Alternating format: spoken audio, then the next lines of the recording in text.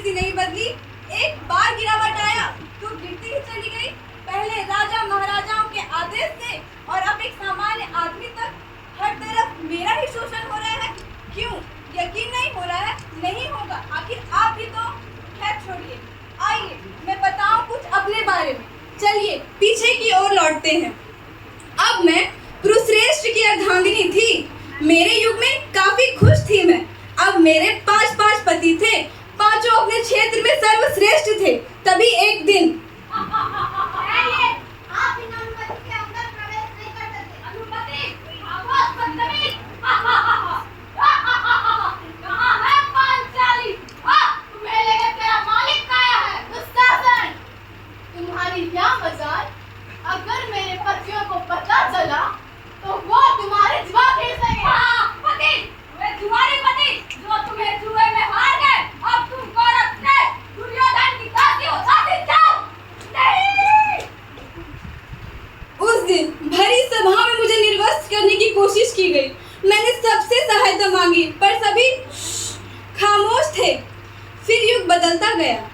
अब मेरी स्थिति काफी बदली हुई थी। अब मैं उपभोग, प्रयोग और सजावट से होते हुए एक बोझ, समाचार और व्यापार बन गई थी।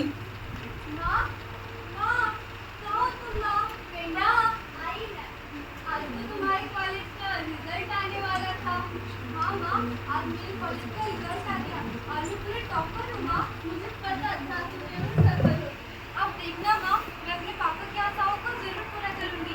अब मुझे डॉक्टर बनने से कोई नहीं रोक सकता। लेकिन बेटा, इनके खर्चे। ओह माँ, तुम चिंता क्यों कर रही हो? मैं तो नौकरी करूँगी, लेकिन पापा की आशाओं को जरूर पूरा करूँगी। चलो बेटा, मैंने तुम्हारी पसंद की खीर बनाई है। सच्ची माँ? फिर क्या था, मैं अपनी आशाओं को पूरा करने के लिए एक नौकरी तलाश रही थी। शहर के एक बड़े कंपनी से मैं इंटरव्यू देकर लौट रही थी। तभी मानो अचानक तूफान हो गया। सभी इधर उधर भाग रहे थे। चीख पुकार, पुलिस, पब्लिक, पता चला शहर में दंगा हो गया। काफी डर गई थी मैं एक दंगा होकर भाग रही थी तभी अचानक नहीं,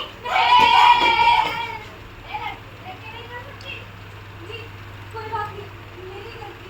ये गलती करके क्या कहा ले? मेरा कुछ काम से नहीं, अचानक से दंगा फट गया मेरा। तेरा नाम क्या है रे? किरण। चल ठीक है, अंडाला।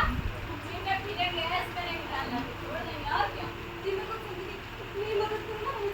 क्या मदद चाहिए था? तुमने भाई साहब को विश्वास कर सकते। इतना भी नहीं पता। आजकल भाई साहब बोलने से मदद की संभावना कम हो जाती है। कौन से तुझसे पढ़ के आई है? इतना नहीं जानती आजकल जीवन के सेकंड ही तो जमाना है। लेने से पहले देना पड़ता है। अब तुझे तो देने की जरूरत भी नहीं पड़ेगी। ठीक है मेरा आपको। ठीक है, सामने बताइएगा वरना मैं चिल्लाऊंगी। कोई है? बचाओ! कोई है? लग दो। इतनी नादान है रे तू। तेरे इस तरह दिखने से कोई फायदा नहीं। बचाओ! दरवाजा खोलो। लोग समझेंगे कि कोई फिल्म चल रही है। बचाओ! करने के बाद पूरा शहर हो गया बंद। बचाओ! मतलब फटके दरवाजे बंद। कोई है? हम खुद आते हैं और हम खुद आते हैं। धीरे धीरे बंद घरों के दरवाजे खुलने लगे। दंगा थम गया था और साथ ही मेरी सांसें भी थम गई थी। एक हुजूम मेरे चारों तरफ था। वही हुजूम जो दुबक कर मेरी चीखें सुन रहा था। वही हुजूम जो मेरे लिए दरवाजा खोल ना सका। वही हुजूम जो इनसे अब पूछ ना सका। ऐसा क्यों? ऐसा किसके लिए? ऐसा किसने किया? ऐसा क्यों किया? फिर मेरी तस्वीर ली गई। चंद लाशों के साथ मेरी भी तस्वीर अखबार में छपी और इस तरह मैं एक आशा से समाचार में तब्दील हो गई। हर युग में इसी तरह की घटनाओं को देखते हुए ताली बजाना, घर जाना, खाना खाना और सो जाना और फिर सुबह उठकर एक नई घटना के लिए ताली बजाना और अगर वह घटना किसी औरत की हो तो और गर्मजोशी के साथ ताली बजाना। इसी तरह उस दिन भी ताली बजाया था आप लोगों ने जिस दिन अपनी सत्य की प्रतिष्ठा के लिए, अरे बल्कि यूं कहिए अपनी अहम की तुष्टि के लिए श्री रामचंद्र ने सीता को निर्वासन में भेज दिया। अगर उस दिन श्री रामचंद्र ने सीता को निर्वासन में नहीं भेजा होता तो खुद को शक्तिशाली साबित करने के लिए दुशासन के हाथ द्रौपदी को निर्वस्त्र करने के लिए नहीं उठते। अगर उस दिन दुशासन के हाथ द्रौपदी को निर्वस्त्र करने के लिए नहीं उठते तो आज कोई भी मनुष्य अपनी जैविक लालसा को पूरा करने के लिए किसी किरण के साथ सामूहिक बलात्कार नहीं करता।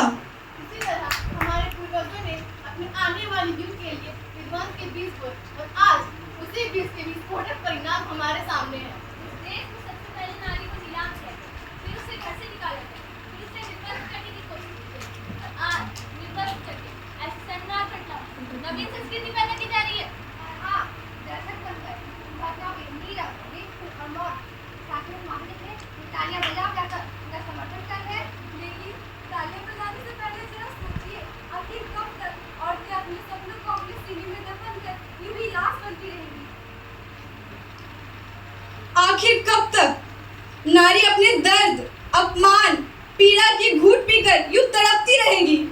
आखिर कब तक यूं तड़प तड़प कर अपनी आने वाली पीढ़ियों की सृष्टि करती रहेगी? आखिर कब तक नारी अपने कोख से पैदा होने वाले सिर पर तारीफ होती रहेगी? कब तक नारी वाले अत्याचार, अन्याय और शोषण को समाप्त कभी करते रहेंगे आप? आखिर कब तक अपनी माँ, बहन, बेटी और दोस्त के प्रति हो रहे अन्याय को देखकर यूं ही खामोश रहेंगे आप? आखिर कब तक मैं शैल्या से सीता, सीता से द्रौपदी, द्रौपदी से किरण और किरण से ये तमाम संख्या बनती रहूंगी मैं? आखिर कब तक?